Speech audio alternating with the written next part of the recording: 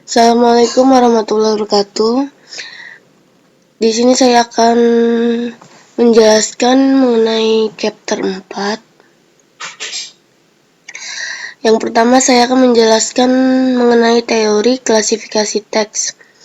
Ini merupakan pengolahan teks sangat dibutuhkan pada aplikasi yang memiliki jumlah dokumen yang berukuran besar. Nah, klasifikasi teks sendiri merupakan cara untuk memilah data teks berdasarkan parameter serta dengan data yang bersifat dokumen. Data tersebut dapat berupa data char atau string. Berikut gambar klasifikasi teks. Yang kedua, mengapa klasifikasi bunga tidak dapat menggunakan machine learning? Dikarenakan klasifikasi itu menggunakan tipe data yang dimana atributnya memiliki nilai data yang berupa vektor dengan perbandingan masing-masing data yang memiliki sedikit perbedaan. Bisa dilihat contohnya.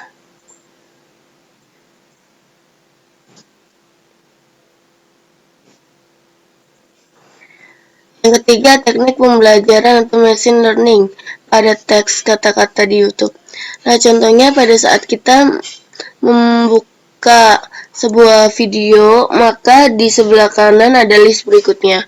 Nah, pada saat itu mesin melakukan uji coba dan apabila Anda menekan salah satu dari video tersebut, maka hal tersebut akan direkam dan disimpan oleh mesin tersebut. Bisa dilihat pada gambar tersebut.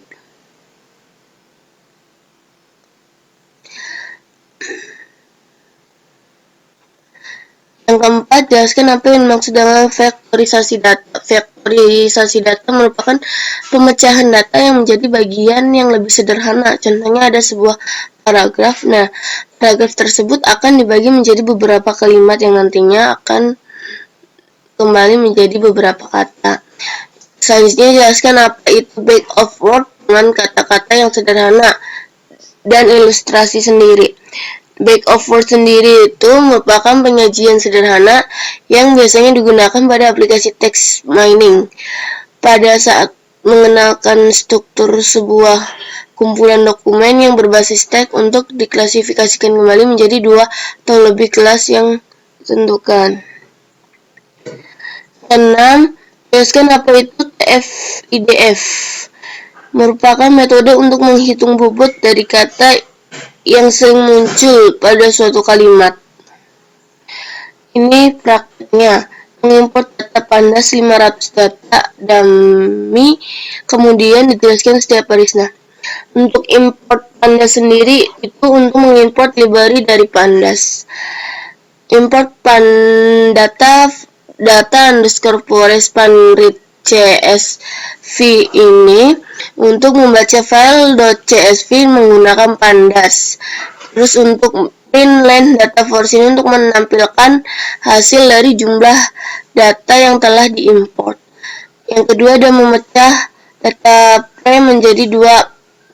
Pertama 450 dan sisanya. Spam sama dengan data underscore komentar.query. Ini untuk mengelompokkan spam dan bukan spam kedua variabel yang berbeda. Mengenai vektorisasi,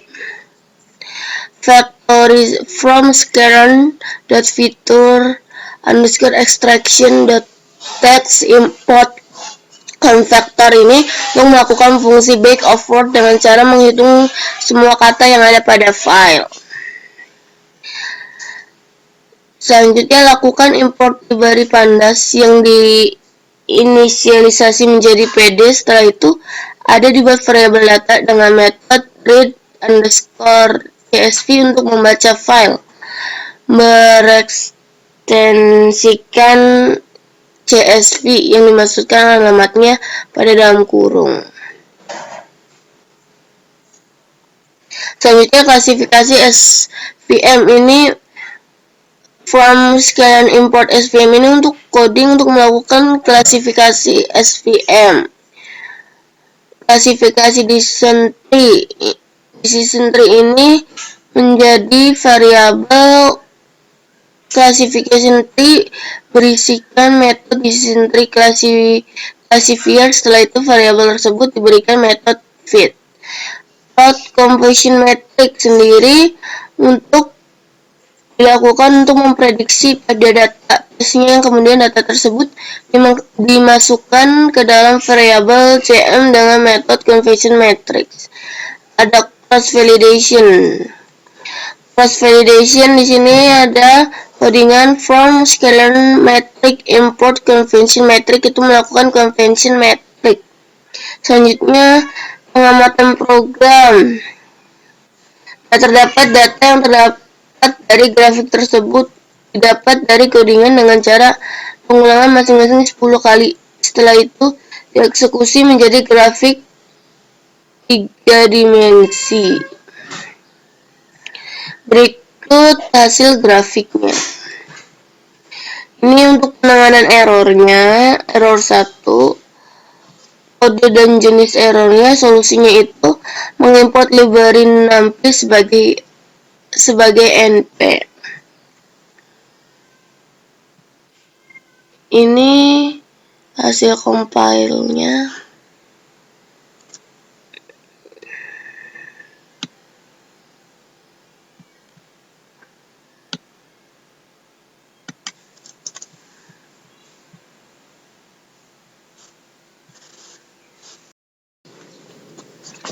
Selanjutnya setelah dikompil, kita melakukan commit dengan git fetch upstream terlebih dahulu, git pull upstream master, lalu git add spasi dot. Setelah itu git commit min m kutip 2 komentar. Di sini komentarnya saya ketikkan chapter 4.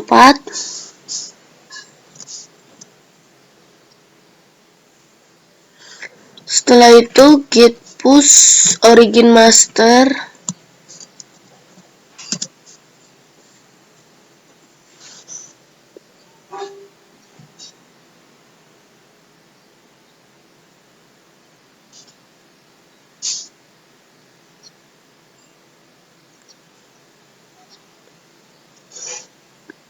Masih proses ya teman-teman.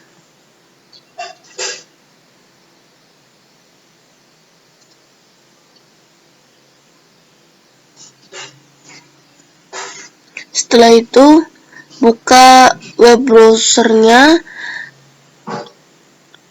masuk ke GitHub kalian. Di sini sudah masuk ke GitHub saya. Setelah itu new pull request, able to match, itu udah tidak ada yang error. Masukkan judulnya di sini chapter 4. Keterangan komennya nama, npm sama kelas.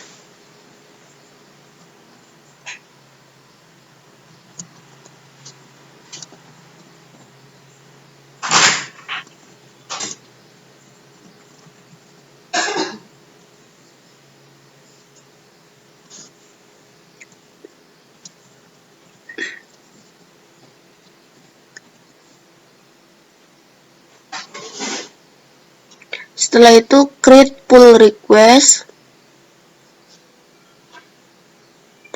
Nah, di sini kalian sudah selesai commit, kalian tinggal hubungin teman kalian untuk di match.